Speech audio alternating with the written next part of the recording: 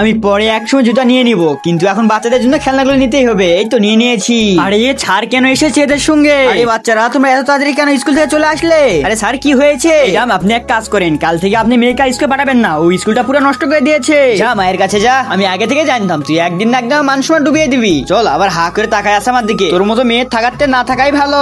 রাজু দেখ, আমি বাজার থেকে আসার সময় তোর জন্য গাড়ি কিনে নিয়ে এসেছি। আরে এই না ধর, তোর গাড়ি তুই নিয়ে যা।